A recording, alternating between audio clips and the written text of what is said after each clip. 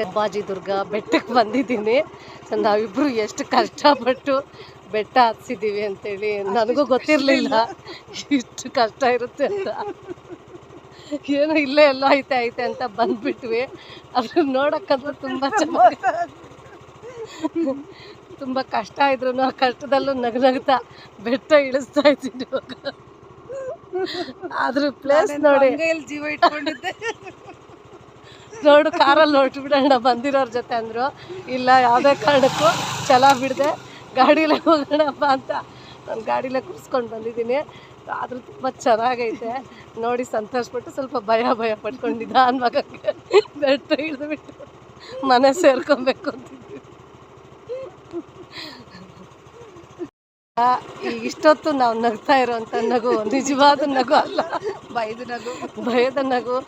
ಭಯನ ಮರಿಮಾಚೋದಕ್ಕೋಸ್ಕರ ಈ ಥರ ನಗಾಡ್ಕೊಂಡು ಬೆಟ್ಟ ಇಳಿತಾ ಇದ್ದೀವಿ.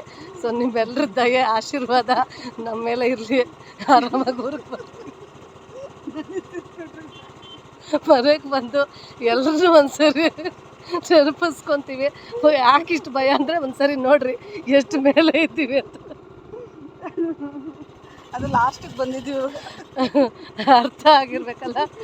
ಓಕೆ, ನಿಮ್ಮ ಆಶೀರ್ವಾದ ಇರ್ತೈತೆ ಅಂತ ಭಾವಿಸಿ ಗಾಡಿನ ಮುಂದುವರಿಸ್ತಾ ಇದ್ದೀವಿ.